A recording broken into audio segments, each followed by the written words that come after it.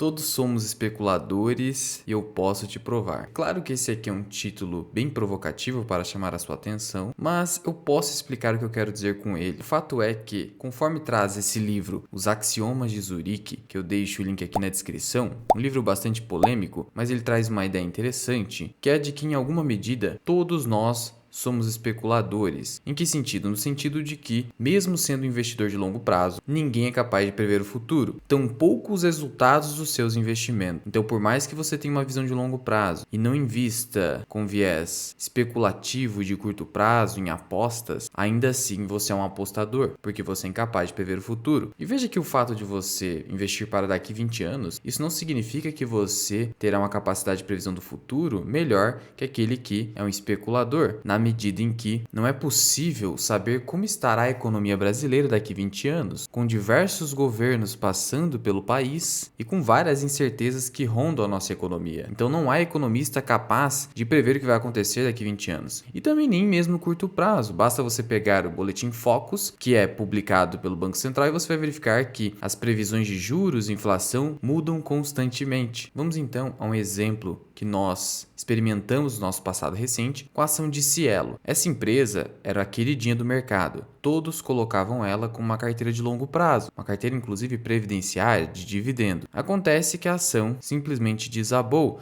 ali a partir de 2018. Isso acabou acontecendo porque a companhia enfrentou dificuldades setoriais. Houve um avanço no mercado, houve um aumento da competitividade, a empresa teve uma redução forte nas suas margens, perdeu seu monopólio. Então veja que o fato de você ser um investidor de longo prazo, você não conseguiria prever esses resultados de Cielo. Ao menos, majoritariamente, o mercado não conseguiu fazer essa previsão. Por isso, apesar desse livro ser bastante controvertido, há uma certa verdade nesse axioma de que todos somos especuladores porque não somos capazes de prever o futuro. E o Peter Lynch, de uma certa forma, concorda com essa afirmação porque ele diz que investir significa apostar, mas com a diferença de que você vai colocar todas as chances ao seu favor. Portanto, apesar de, seja para investir, seja para especular, há um exercício de futurologia, estamos tentando prever o que vai acontecer no futuro, a diferença entre investir e especular é que o investidor coloca chances ao seu favor e o especulador coloca chances ao seu desfavor. Então veja, olhando isso aqui para a minha carteira, quando eu pego aqui ações boas pagadoras de dividendos, que são as empresas que têm um percentual maior no meu portfólio, como Banco do Brasil, Transição Paulista, Taesa, Irani, Copel, obviamente que eu não tenho certeza de que essas empresas vão existir para sempre, também não tenho a certeza de que elas vão continuar pagando bons dividendos para sempre, eu também não posso nem mesmo contar com a ideia de que todos esses setores vão continuar existindo para sempre. No entanto, ao promover uma diversificação em vários setores, em várias empresas, realizando uma alocação de capital que não seja concentrada em apenas um ativo ou classe de ativo, eu estou reconhecendo a minha incapacidade humana de previsão do futuro e me protegendo disso. Não garantindo nada, só me protegendo. Bom, Luan, mas o que afinal diferenciaria um efetivo especulador e um investidor? E qual seria a vantagem do investidor para o especulador? Vou citar elas aqui, e é isso que é importante. Muito embora todos sejamos incapazes de prever o futuro, mesmo o investidor, há algumas vantagens do investidor que acabam gerando pessoas de extremo sucesso como Barsi, como Buffett, Peter Lynch e etc. Ao passo que você tem histórias de extremo fracasso no mundo dos especuladores, como a do Jesse Livermore, que construiu 4 vezes grandes fortunas, mesmo assim quebrou e acabou se matando na década de 40. Então eu citaria aqui algumas características que diferenciam e dão vantagem ao investidor ao invés do especulador efetivo. A primeira delas, a visão de longo prazo, algo muito simples. E por que a visão de longo prazo ela é tão forte assim? O primeiro ponto é que existe um conceito econômico chamado preferências temporais. Toda vez que eu sacrifico algo no presente em prol de juros maiores no futuro, eu estou gerando uma preferência temporal do amanhã em relação ao hoje. Isso é muito importante. Então, toda vez que eu deixo de gastar hoje 30% do meu salário, que eu poderia gastar hoje, mas eu acabo poupando e investindo em prol do meu futuro, eu estou com uma preferência temporal do amanhã e geralmente essa preferência dá excelentes resultados. Na medida em que, como o futuro é extremamente incerto, se eu partir do pressuposto do curto prazo de que eu sempre vou ter emprego, de que eu sempre terei uma capacidade laborativa suficiente, de que a economia estará sempre aquecida para que eu não incorra em extrema pobreza ou que a inflação não venha a destruir ainda mais o meu dinheiro, então investir é um simples ato de proteção, reconhecendo sua incapacidade de previsão do futuro e sabedor de que os juros compostos rendem grandes recompensas, e isso é matemática, no longo prazo, prazo por conta do fator exponencial da equação de juros compostos, que é justamente o tempo. Além disso, a visão de longo prazo te traz uma vantagem de colocar as chances ao seu favor. Como assim as chances ao seu favor? Olha, esse aqui é um famoso gráfico que está no livro do Jeremy Siegel, que eu vou deixar o link também aqui na descrição, que mostra como, desde 1802 até 2002, portanto 200 anos, as ações no mercado norte-americano subiram. Portanto, você tem a seguinte estatística: em 200 anos, o mercado foi para cima. Isso numa economia de primeiro mundo, mais livre e que costuma respeitar a propriedade privada. Então, partindo desse pressuposto que a tendência é que as economias cresçam e que o mercado no longo prazo irá crescer, o que eu não posso dizer no curto prazo, no primeiro ano, segundo ano, terceiro ano ou em alguns meses, simplesmente ao investir pensando no longo prazo, estou colocando as chances ao meu favor, usando-se da estatística. Eu tenho uma amostra de 200 anos mostrando que o mercado é para cima. Isso torna extremamente improvável que nos próximos 10 anos o mercado será para baixo. Pode acontecer? Pode. Como eu disse, todos somos especuladores nesse sentido, porque não há como prever o futuro. Mas as chances disso acontecer serão menores por causa do horizonte de longo prazo. Agora, o especulador, como ele supõe que é capaz de prever o que vai acontecer no próximo mês, nas próximas semanas, às vezes até mesmo no próprio dia, quem é day trader, obviamente ele está colocando as fichas ao seu desfavor. Principalmente quem é day trader, mesmo olhando para as estatísticas,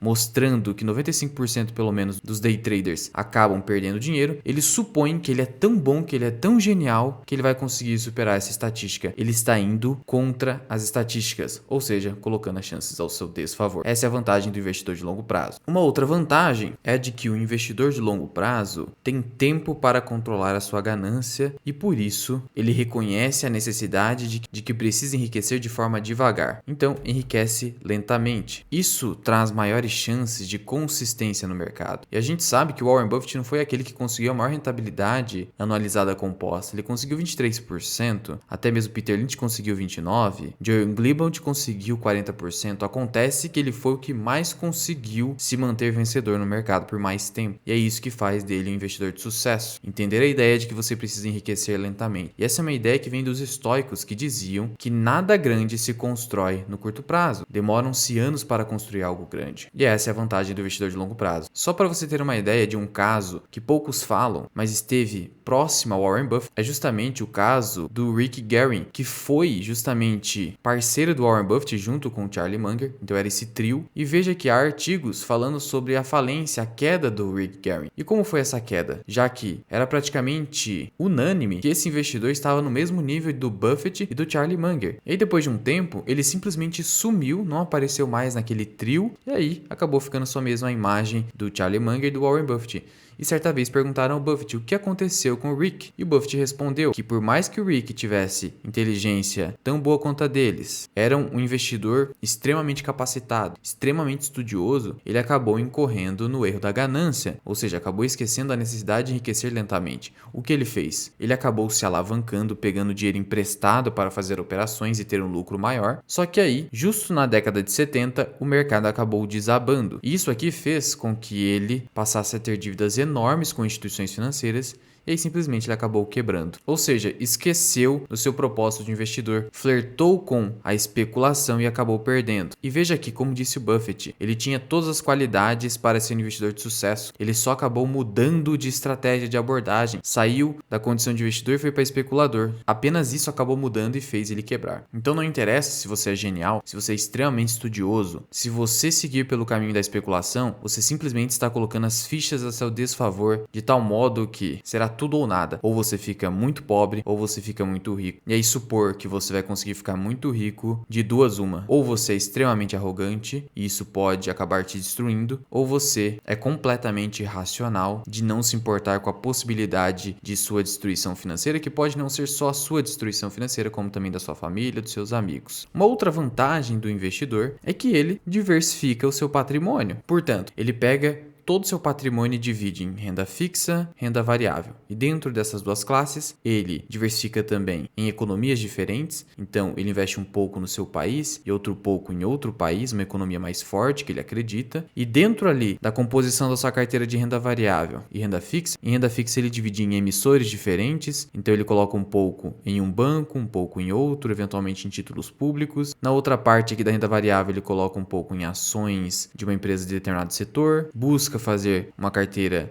descorrelacionada, às vezes quer investir através de fundos imobiliários ou até mesmo ETFs. Numa economia lá fora ele utiliza ETFs ou outros ativos, ou seja, ele diversifica o seu patrimônio reconhecendo essa impossibilidade de prever o futuro, de tal modo que vai ficar minimamente protegido caso um desses países venha a quebrar ou caso um desses títulos venha a ter default ou quebra de uma empresa. Pelo menos ele tem a outra parte ainda intacta, ele ainda pode continuar no jogo. Já o especulador efetivo, ele não faz isso. Ele concentra todas as suas fichas em apenas uma aposta. Ou, se ele diversifica de uma maneira bem maluca. De nada adianta diversificar em ativos todos que sejam de curto prazo ou que sejam extremamente arriscados. De nada adianta eu falar, eu tenho uma carteira só de small caps com IPO recente ou só empresas turnaround. Eu não estou fazendo uma diversificação boa. Então isso aqui que eu estou fazendo é basicamente um all-in em small caps arriscadas ou em empresas de turnaround. Isso não é uma boa diversificação. De nada adianta eu diversificar se não tem o efeito da proteção ao meu favor. E um quarto item que eu gostaria de trazer para vocês, que é uma vantagem do investidor efetivo contra o especulador efetivo, é um tanto quanto polêmico, mas é importante trazer aqui, que é justamente a escolha da análise fundamentalista como fator preponderante da tomada de decisões dos investimentos. E veja só, por mais que a análise gráfica e técnica seja aquela utilizada pelos especuladores, se você for aqui no site da APMEC, você vai verificar que existem analistas credenciados apenas a fazer a análise técnica, ou seja, o nosso mercado brasileiro, a nossa regulação reconhece a análise técnica como algo válido. Então, é uma escola de pensamento no mercado financeiro. Contudo, nós sabemos que tomar decisões de investimento baseados na análise técnica, basicamente você está agindo como um especulador. Por quê? Porque a análise técnica tem como pressuposto de que, com base em indicadores de preço e volume, ou com base em padrões gráficos dentro ali dos padrões de candlestick, seria possível prever os comportamentos humanos de curto prazo. Essa é a pressuposição. E por mais que seja defendida a ideia de que o ser humano, ao menos a sua massa, é previsível, assim como nós estudamos a história para entender o que aconteceu no passado para que isso não aconteça no futuro, e por mais que o Mark Twain tenha dito que a história não se repete, mas rima, e essa seria a pressuposição para a defesa da análise técnica de que eu poderia prever comportamentos humanos porque geralmente eles são repetitivos, não se vislumbra nenhum grande investidor na nossa história, que seja realmente grande, que tenha se utilizado da análise gráfica para tomar as suas decisões de investimento. O próprio Warren Buffett critica, o Barsi critica, todos os grandes investidores irão criticar esse tipo de análise, porque ela basicamente supõe que o mercado seria previsível no curto prazo, que o comportamento humano seria previsível, supõe que não há manipulações de mercado, então não raro aquele padrão que você identificou em um gráfico pode ser mera manipulação de um grande player do mercado que quer que você pense daquela forma. Além disso, a análise gráfica também estimula você a realizar alavancagem, esse é um grande problema. Além disso, a análise gráfica traz uma carga de subjetividade enorme. Então, só a título de exemplo, como a análise gráfica é imprecisa e você pode ser enganado ali diante da extrema subjetividade de interpretação dos gráficos. Esse aqui é o gráfico do índice futuro do dólar. E veja aqui onde eu marquei, veja que aqui há um candle verde com muita força, o chamado candle de força, justamente aqui num padrão que poderia se assemelhar a um padrão de reversão. E com candle de força, você poderia supor que o mercado continuaria subindo. E não foi o que aconteceu, ele simplesmente desabou. Ou seja, acaba sendo uma completa fantasia achar que a análise gráfica vai te ajudar em alguma coisa. A verdade é que os gráficos são usados como mero complemento para você entender como o preço está se movimentando. Só que é um mero complemento, uma mera ferramenta. Enquanto isso, quando você utiliza análise fundamentalista, a carga de subjetividade, ressalvados os casos de fraudes contábeis, que daí não há como prever, mas são casos raros, a carga de subjetividade é muito pequena, desde que você se limite à contabilidade. Então, quando eu pego um número de uma empresa em que consta o seu lucro operacional, esse é um número objetivo. E quando você faz uma análise comparativa de um trimestre para outro, de um ano para outro, houve aumento ou queda? Então você vai saber se a empresa está melhorando ou piorando. Há muito mais objetividade, sem falar que reflete ali os números da empresa, aumentando as suas chances de acerto. Chances, não certeza. Por isso, muito embora eu concorde com a ideia, ainda que polêmica, dos axiomas de Zurique, existem vantagens específicas do efetivo investidor em contraposição ao especulador, que são essas quatro, as quais eu busco seguir, por mais que muitas vezes o meu lado emotivo me faça querer flertar flertar com a especulação. Todo mundo, em algum momento, vai flertar com a especulação. O importante é você tentar fazer com que a razão prevaleça sobre aquele seu sentimento de ganância de curto prazo. E se você quiser aprender mais sobre investimentos, considere se tornar membro do canal associado Mirai. Você tem diversas aulas exclusivas, até o nosso mini curso de imposto de renda para investidores, 10 aulas gravadas. Além da área de membros, você tem a possibilidade agora de ter consultoria diretamente comigo. Eu posso montar a sua carteira do absoluto zero e acompanhá-la, ou então simplesmente te auxiliar nas tomadas de decisões. Para contratar os meus serviços, basta mandar uma DM no Instagram ou mandar uma mensagem via e-mail. Agora sou consultor de valores imobiliários, meu CNPI é 3707, estou habilitado, portanto, a realizar recomendações individuais de investimento para a sua carteira, desde que é óbvio você estabeleça um contrato comigo. Mas já vai deixando aqui nos comentários qual a sua opinião a respeito desse assunto bastante polêmico. Muito obrigado por ter ficado comigo até aqui, eu sou o Luan, esse que é o canal Mirai Investing, até o próximo vídeo, fui!